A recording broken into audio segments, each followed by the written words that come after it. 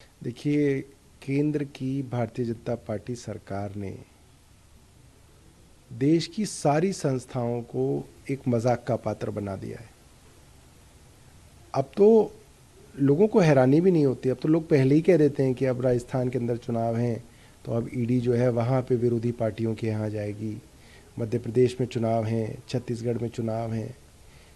हर तरीके से भारतीय जनता पार्टी हताश है और उनको लग रहा है कि लोगों का विश्वास भारतीय जनता पार्टी से कम हो रहा है। इसीलिए किसी तरीके से अपने विरोधियों को बैकफुट पे लाने के लिए, डराने के लिए, धमकाने के लिए ये सारी कार्रवाइयाँ चल रही हैं। जी, राजस्थान अभी चल भी रही है। गोविंद डोटासरा जो कांग्रेस के नेता, उनके यहाँ पेपर लीक केस के मामलों में बताया जा रहा है छापेमारी हो रही है। दूसरी तरफ पश्चिम बंगाल में राशन डिस्ट्रीब्यूशन में जो कथित घोटाला है, उस मामले में छापेमारी हो रही है एक मंत्री के। अब देखिए, एक सरकार में अगर 150 विभाग हैं तो 150 कथित घोटाले हो सकते हैं। उसमें क्या है, अपने ही किसी आदमी से कह के कंप्लेंट करानी है। राशन के ऊपर हो, कोयले के ऊपर हो, किसी भी पेपर के बारे में हो, कोई भी काम ना हो, रिक्रूटमेंट का हो, किसी भी मामले में आपको एक शिकायत लेनी है। फिर वो एक तथाकथित घोटाला होता है, फिर कुछ दिनों बाद उसको घोटाला कहने लग जाते हैं, फिर उसके अंदर आरोपियों को जेल में डालना शुरू कर देते हैं। फिर वो कहते हैं कि साहब देखिए ये तो बेईमान है।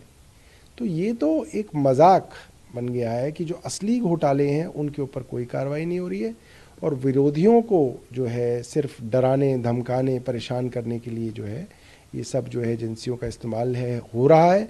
और जनता देख रही है, जनता सब समझ रही है। जी, नेता उत्तर प्रदेश, उनको 2027 का सीएम।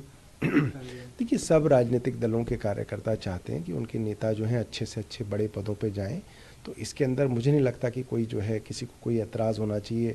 जेडीयू के कार्यकर्ता चाहेंगे उनके नेता बने, आरजेडी के कार्यकर्ता चाहेंगे वो बने।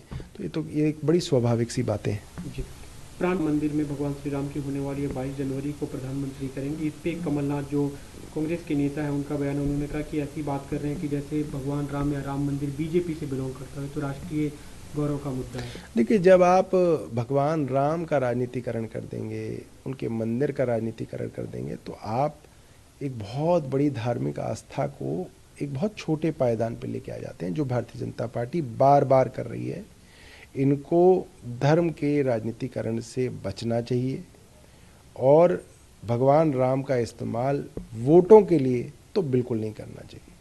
संजय राउत का कि प्रधानमंत्री को इसके लिए आमंत्रित क्यों किया गया, उन्हें खुद भी जाना चाहिए वहाँ पे, और इसके लिए कई कार्यसेवकों ने अपनी कुर्बानी दी, सभी दलों के सभी संगठनों के लोग के लिए। देखिए, प्रधानमंत्री तो इवेंट करने के लिए जो है जाने माने जाते हैं हर जगह। तो एक इवेंट को करने के यही तरीके होते हैं कि कभी निमंत्रण दिया जाए, फिर क्या तैयारियां चल रही हैं उसके ऊपर जो है कई सारी कहानियां बनाई जाएं, फिर वहाँ जाया जाए। ये तो सारा इवेंट जो है, इवेंट मैनेजमेंट कंपनी जो है वो तय करती हैं कि किस तरीके से इवेंट को धीरे धीरे जो है ऊपर उठाया जाता है। बीजेपी के पूर्व मुख्यमंत्री हैं कर्नाटक, उनको जेट श्रेणी की सुरक्षा प्रदान की गई है। देखिए, चुनाव तो वहाँ पे भारतीय जनता पार्टी हार गई, तो अपने नेताओं को कैसे जो है ऐसा दिखाया जाए कि हमारे नेता जो है आज भी बहुत जो है इम्पोर्टेंट हैं, बहुत ज़रूरी हैं। तो इस तरीके से जो है सरकारी धन का दुरुपयोग जो है ये भारतीय जनता पार्टी करती है।